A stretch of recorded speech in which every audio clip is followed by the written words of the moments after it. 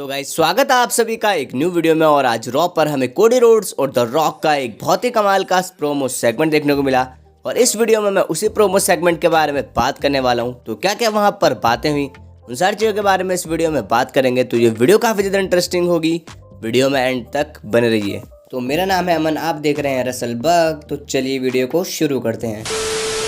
तो गाइस सबसे पहले हम देखते हैं कि कोडी रोड्स रिंग में आते हैं और वो ऑडियंस से कहते हैं कि शिकागो तुम किस बारे में बात करना चाहोगे। मेरा मतलब है मैं कुछ भी नहीं कह सकता, क्योंकि ये वो टाइम है जब अब रेसलमेनिया के लिए केवल 2 हफ्ते बचे हुए हैं और अब बातें करने का समय खत्म हो चुका है और अब ये टाइम एक्शन के लिए है। और पिछले वीक स्मैकडाउन से पहले एक मीडिया इवेंट हुआ था जहाँ पर रोमन रेंस था और उसके साथ पैट मैकेफी था और उसने पैट मैकेफी शो पर काफी कुछ कहा था। इसके बाद कोडी रोड्स कहते हैं कि हमारे पास यहाँ पर 15,000 लोग हैं, तो यहाँ पर पैट मैकेफी के लिए चीयर करो। और इसके बाद ऑडियंस यहाँ पर चीयर करती है। इसके बाद कोडी कहते हैं कि अब यहाँ पर माइकल कोल के लिए भी चीयर करो। और हाँ, मैं भूल गया हम किस बारे में बात कर रहे थे। हाँ, हम रोमन के बारे में बात कर रहे थे। ऑडियंस यहाँ पर रोमन रेंस के नाम पर बू करने लगती है। इसके बाद कोडी रोड्स एक बार फिर से रोमन रेंस का नाम लेते हैं और फिर से ऑडियंस यहाँ पर काफी ज्यादा बू करती है। कोडी कहते हैं कि उसने मुझे पैट मैकेफी के शो पर एक पॉलिटिशियन कहा। इसके बाद हम देखते हैं कि यहाँ पर रोमन सक्स के चैंट्स लगने शुरू हो जाते हैं। कोडी कहता है कि रोमन रिंग में आया और उसने ये कहा कि मैं ऐसे प्रॉमिस करते रहता हूँ जो कि मैं पूरा ना कर पाऊँ। और इस सिटी को सबसे ज्यादा पता होना चाहिए कि जब मैं कोई प्रॉमिस करता हूँ तो उसे काफी अच्छे से निभाता हूँ। इसके बाद कोडी कहते हैं कि यहाँ पर एक बंदा आया हुआ है जिसके पास ये साइन है कि क्या तुम मेरी शादी में आ सकते हो। तो ये तुम्हें मेरी वाइफ से पूछना होगा, क्योंकि मैं अपनी वाइफ से कहूंगा कि मैं एंथनी की पार्टी में जा रहा हूँ और केवल एंथनी की पार्टी में नहीं जा रहा बल्कि उसकी बैचलर पार्टी के लिए यहाँ पर मैं पे भी करूंगा। इसके बाद मेरी वाइफ पूछेगी कि एंथनी कौन है, लेकिन मैं उस बारे में नहीं जानता कि एंथनी कौन है और मैं इस बारे में नहीं जानता कि एंथनी कौन है, लेकिन फिर भी मैं ये चीजें कर रहा हूँ। इसके अलावा एक बच्चा है जिसकी 5वीं बर्थडे पार्टी है। उसने कोडी रोड से कहा कि क्या तुम मेरे बर्थडे में आ सकते हो और मैंने उसे भी हाँ कह दिया। और यहाँ पर जो लोग हैं वो रेसलमेनिया में जाने की कोशिश कर रहे हैं, लेकिन हम तो यहाँ पर नाइट 1 और नाइट 2 दोनों में। मैं ये कहता हूँ और मैं बदले में कुछ भी वापस नहीं लेता। मैं वो चीजें करता हूँ जो कि मुझे करनी चाहिए। और अब मैं ट्राइबल चीफ के लिए अपनी फाइनल बात कहने वाला हूँ। और मैं यहाँ पर चलता हूँ, फिरता हूँ, बातें करता हूँ, कपड़े पहनता हूँ केवल एक रीजन के लिए, और वो ये रीजन है कि मैं तुम्हें एक चैंपियन के तौर पर खुद को दिखाता हूँ, क्योंकि चैंपियन यहाँ पर नहीं है। मैंने इस हवा को, मैंने इस रिंग को रोमन रेंस के बारे में एक पॉजिटिव एयर के तौर पर भर दिया है। मैं ट्राइबल चीफ की रिस्पेक्ट करता हूँ, लेकिन ये मत भूलो कि मैं वही बंदा हूँ जिसको रोमन रेंस ने रेसलमेनिया 39 में काफी ज्यादा स्क्रू किया था और वो मेरी लाइफ की सबसे खराब रात थी।